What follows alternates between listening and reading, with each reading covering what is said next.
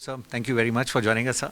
Sir आज जिस तरह से बजट 23 प्रेजेंट किया गया है and it's the last full budget before the next year we go to the elections, उसमें सर आज हमने देखा है कई सेगमेंट्स पे फोकस रहा है, इकोनॉमी को पुश हुआ है कैपेक्स के through in the middle of global headwinds, MSMEs पे थ्रस्ट है which are the backbone of the economy and जो मिडिल क्लास है उसमें भी हमने देखा है डायरेक्ट टैक्स फ्रंट पर भी काफ़ी राहत दी गई है।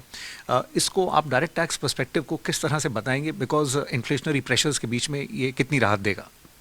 मेरे हिसाब से ये काफ़ी अच्छा बजट है और सब सेक्टर्स के जो पेन पॉइंट्स हैं, जो ज़रूरतें हैं, जो इकोनॉमी की पोटेंशियल है, वो भी फुल्ली यूज़ करते हुए उनको एड्रेस किया गया है। सो मेरे ख्याल से ये काफ़ी अच्छा बजट है।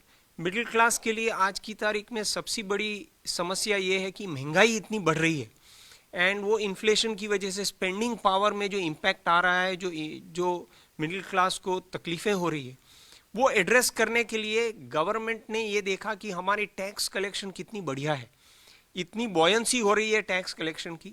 कॉरपोरेट टैक्स में इतनी कट की गई थी जस्ट बिफोर कोविड के टाइम पे तो खैर कलेक्शन थोड़ा इम्पैक्ट हो ही गया था बिकॉज ऑफ कोविड, बट उसके बाद अगर आप देखो तो despite the reduction in corporate tax rate, buoyancy इतनी है टैक्स कलेक्शन की। जीएसटी की सेम स्टोरी है, इतनी अच्छी बॉयंसी है। तो उन्होंने देखा है कि अगर रीजनेबल टैक्स रेट रखे तो टैक्स कलेक्शन ज़रूर होगा एंड गवर्नमेंट को भी फायदा है और सिटीजन्स को भी फायदा है। ग्रोथ की वजह से जो कलेक्शन आज आगे बढ़ रहा है वो अभी टेस्ट कर लिया है गवर्नमेंट ने। तो मेरे ख्याल से ये बहुत बढ़िया चीज़ करी है कि मिडिल क्लास के लिए रिलीफ दी है।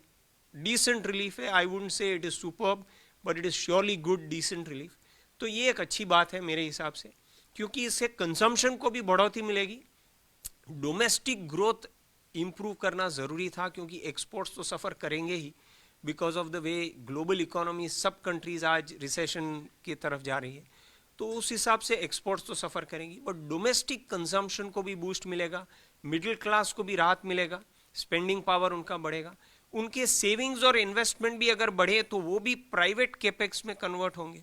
तो मेरे हिसाब से इट्स अ विन विन, क्योंकि ग्रोथ उससे बढ़ेगा एंड स्टेबिलिटी भी काफ़ी ला रही है। ये बजट बैलेंस अच्छे से करता है, growth as well as stability, and it is giving something to every person in the economy, at the individual level भी देता है और business level पे भी देता है।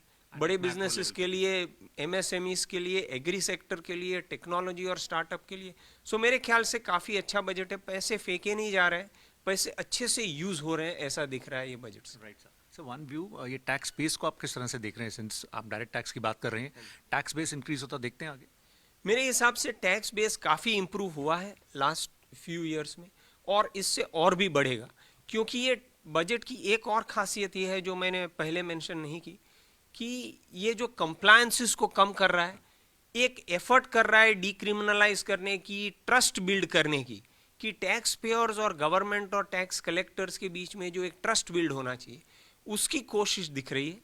तो मेरे हिसाब से ये ईज ऑफ डूइंग बिजनेस को भी प्रमोट कर रहा है, कंप्लायंसेस को कम कर रहा है, डीक्रिमिनलाइजेशन की कोशिश है, लॉज कम करने की बात है and for all practical purposes एक ट्रस्ट बिल्ड करने की कोशिश कर रहा है between tax payer and the tax collector government. So that is a good thing. दूसरी बात यह है कि जैसे वो डिजिटलाइजेशन की तरफ आगे बढ़ रहे हैं, जिस तरह से वो लोग सब स्टेप्स ले रहे हैं, तो फॉर्मलाइजेशन ऑफ द इकोनॉमी जो है बहुत बढ़िया हो रही है। एब्सोल्युटली।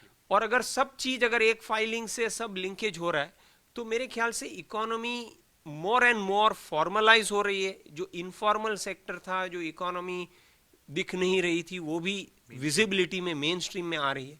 तो मेरे ख्याल से ये एक बहुत बड़ी चीज़ है एंड ये कंप्लायंसेस बढ़ाने में, फॉर्मलाइजेशन होने में, at the same time tax base बढ़ाने में काफ़ी मदद रूप रही। Thank you very much sir. Thank you.